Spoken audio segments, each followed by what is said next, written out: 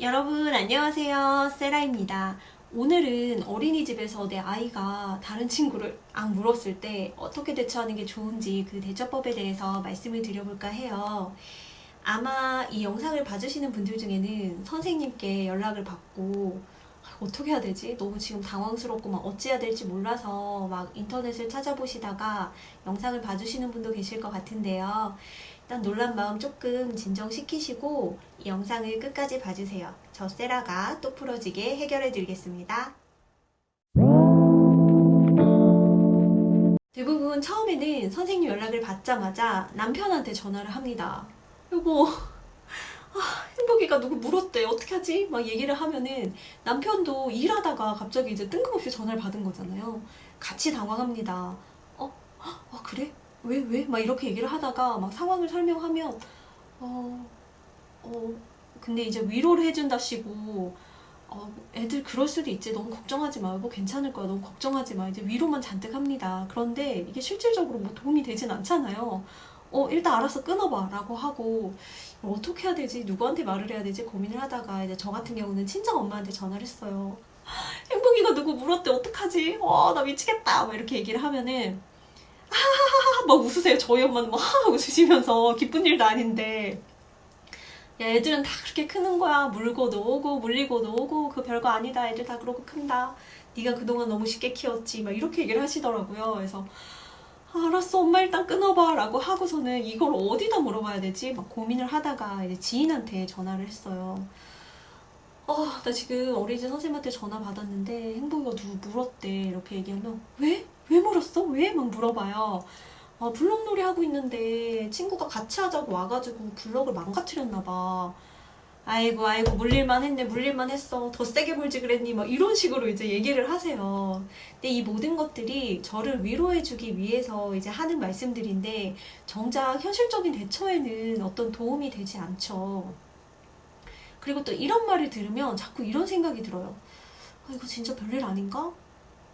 그러면은 이거 뭐 사과를 하고 넘어가야 돼? 그냥 넘어가도 되나? 이거 진짜 별일 아닌데 내가 괜히 막 사과하고 이래서 일을 너무 크게 벌리는 건 아닌가? 나 조용히 넘어갈까? 막 이러면서 여러 생각들이 들면서 굉장히 당황스럽고 혼란스럽게 됩니다. 그런데 여러분, 제가 정리해 드릴게요. 이럴 때는 사과는 무조건 하셔야 합니다. 정말 무조건 하셔야 돼요. 그 이유는요, 내일 이사 가실 거 아니시죠?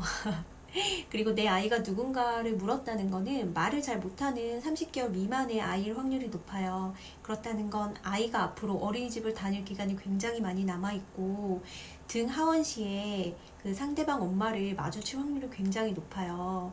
그리고 아이가 커가면서 이제 그 아이랑 절친이 된다면 어쨌든 계속 그 엄마와 관계를 가질 텐데 괜히 별일도 아닌데 사과를 안 해서 쎄하게 지내시는 것보다는 사과를 제대로 하고 굉장히 좋은 관계로 잘 마무리를 하시는 것을 추천드립니다. 그럼 어떻게 해야 할까요? 일단 두 가지 경우가 있는데요. 그 물린 아이 엄마의 연락처를 아는 경우가 있고 모르는 경우가 있어요. 우선 모르는 경우에 대해서 설명을 드릴게요. 내가 그 아이 엄마의 연락처를 모른다고 해서 어린이집 선생님께 물어보는 거는 사실 별로 추천하고 싶지가 않아요. 왜냐하면 그 핸드폰 번호가 개인정보이기 때문에 이 선생님도 그 상황은 이해를 잘 하고 있지만 이게 본인 마음대로 선뜻 알려주기가 쉽지가 않아요. 그래서 일단 그 엄마한테 선생님이 또 연락을 해서 누구누구 엄마가 이러이러해서 연락처를 알려달라고 하는데 알려줘도 되겠느냐라고 일단은 허락을 구해야 하고, 일단 선생님들 굉장히 바쁘시잖아요. 이게 아니어도 굉장히 바쁜데 너무 일이 되겠죠.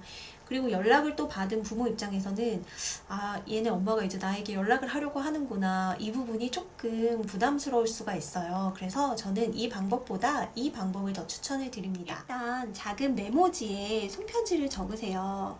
여기 지금 띄워드리는 거는 제가 예시로 한번 적어본 건데 이 내용은 각자 상황에 맞게 작성을 해주시면 됩니다. 제 딸 태명이 행복이어서 행복이로 하고 상대방은 그냥 가명인 별이를 사용을 했어요. 별이 엄마, 저는 행복이 엄마예요. 오늘 어린이집에서 행복이가 별이를 물었다는 연락을 받고 정말 많이 놀랐어요. 제가 이렇게 많이 놀랐는데 별이 엄마는 어떠셨을까요? 일단 너무 죄송하고 행복이는 제가 정말 특별히 엄하게 주의를 시키겠습니다.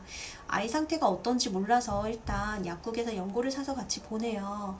혹시 더 심해서 병원에 가야 한다든지 그러면 저한테 꼭 연락을 주세요. 제가 함께 가서 상태도 보고 치료비 등 제가 끝까지 책임을 지겠습니다. 제 연락처는 블라블라블라입니다. 다시 한번 정말 죄송해요. 행복이 엄마들이. 이렇게 편지를 작성을 해서 연고와 함께 아이 등원 가방에 넣어주세요. 그리고 선생님께 퀴즈 노트를 작성을 해서 선생님 누구 엄마 연락처를 몰라서 제가 간단하게 사과 편지를 행복이 가방에 넣어놨는데요. 이거 하원시에 누구 엄마한테 꼭 전달 좀 해주세요. 라고 이렇게 부탁을 하시면 됩니다. 이렇게 하시고 나면 그 쪽지를 보냈던 엄마에게 연락이 올 거예요. 제가 연락처를 적어놨기 때문에 연락이 올 건데, 저 같은 경우에는 제 전화번호로 이제 문자가 오셨는데, 아이가 그 다친 팔을 물었는데 그 팔 사진하고 문자가 오셨어요. 뭐 누구누구 괜찮아요. 별거 아니에요. 애들이 놀다 보면 그럴 수도 있죠. 라고 이제 쿨하게 하시면서 아이 뭐 괜찮습니다 하면서 별로 많이 안 다쳤어요. 사진 보세요. 요 정도예요. 요렇게 문자가 오셨더라고요. 그래서 저도 그 문자를 통해서 다시 한번 정말 죄송해요 하고 이제 사과를 드리고 마무리를 잘 지었습니다. 그러고 나니까 다음번 등하원 시에 그 엄마를 마주치거나 아이를 마주쳤을 때 누구 이제 팔 다 나았나요? 괜찮나요? 하면서 이제 얘기거리도 생기고, 그때 그 잘 대응한 덕분에 전보다 더 자연스럽게 이야기도 오고 가고 오히려 더 친밀해지는 계기로 만들 수 있었던 것 같아요. 만약에 연락처를 아는 경우라면 이미 안면이 있고 친밀한 사이일 확률이 높기 때문에 선생님께 연락을 받자마자 지체 없이 전화를 하셔서 진심으로 마음을 다해서 사과를 하시면 될 것 같습니다. 아마 이 영상을 보고 이렇게까지 해야 되나? 라고 생각하는 분이 계실 수도 있어요. 그런데 아이를 낳는 순간 전업맘이냐 워킹맘이냐에 따라서 어느 정도 정도의 차이는 있지만 인맥이 내 중심에서 아이 중심으로 상당 부분 변하게 되어 있어요. 그래서 그 작은 아이들의 사회에서 무개념 엄마가 돼서 그게 어느 정도 낙인이 돼버리면 이게 다 내 아이에게로 영향이 올 수 있기 때문에 그런 부분들은 조심해 주시는 게 좋고, 사실 꼭 이런 문제가 아니더라도 이유를 불문하고 남에게 좀 피해를 주었다면 그것에 대해서는 사과를 하시고 잘 넘어가시는 게 맞다고 생각을 합니다. 그리고 여러분, 마지막으로 정말 진짜 중요한 단계가 아직 남아있어요. 이거는 내 아이의 마음을 보듬어주고 앞으로 재발 방지를 위해서 꼭 훈육을 해주는 일입니다. 이런 일이 생기면 아이도 말은 못해도 분위기로 알아요. 내가 뭘 잘못했구나 이런 직감을 가지고 있거든요. 그런데 엄마들은 대부분 이런 일을 겪고 나면 내 몸과 마음이 지쳐서 아이한테 일방적으로 화를 내게 되는 경우도 있어요. 진짜 너 때문에 못 살아. 너 왜 그랬니? 너 때문에 이게 뭐니? 엄마가 지금 사과하고 엄마가 그렇게 가르쳤어? 너 친구를 때리면 어떡해? 친구를 물면 어떡해? 아무리 그래도 그렇지. 그게 뭐야? 막 이러면서 아이에게 일방적으로 화를 내시는 경우가 있는데, 이런 행동은 정말 아이에게 큰 상처가 돼요. 그리고 문제 행동을 해결하는데도 전혀 도움이 되지 않습니다. 아이가 누군가를 문 상황이었다면 그 아이는 반드시 문 이유가 있어요. 선생님께 전화를 받았을 때 아마 어떤 상황에서 아이가 물었는지 얘기를 들으실 거예요. 그거를 생각해보면 아이가 지금 왜 물었구나 이거를 알게 되실 텐데, 그걸 가지고 아이의 마음을 먼저 공감해 주시고 달래 주셔야 돼요. 저희 딸 같은 경우에는 행복아, 네가 블록놀이 하고 있었는데 별이가 다가와서 네 블록을 무너뜨렸지? 그래서 네가 많이 속상했지? 진짜 속상했겠다. 엄마도 너무 속상했을 것 같아. 이렇게 아이의 마음을 공감해주고 달래주는 일을 반드시 먼저 하셔야 돼요.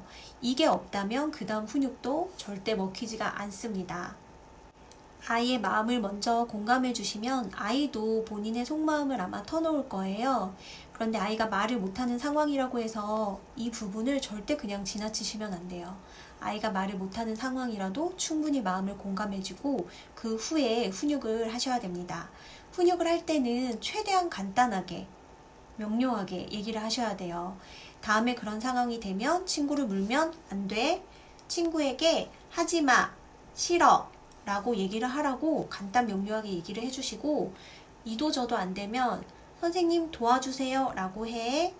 뭐 아직 말을 더 많이 못한다 그러면 안 돼, 싫어 이것만 가르쳐 주셔도 돼요. 근데 이걸 한두 번 가르쳤다고 해서 이제 절대 그런 일 없겠지라고 생각하지 마시고, 정말 아이들은 같은 말을 수십 번 수백 번 반복을 해야지 이제 고쳐지는 거니까 좀 인내심을 가지고 훈육을 해주셨으면 좋겠고, 사실 이게 대부분은 말을 잘 할 줄 알게 되면서 내 감정을 표현하는 법을 배우기 때문에 거의 자연스럽게 고쳐지는 행동이에요.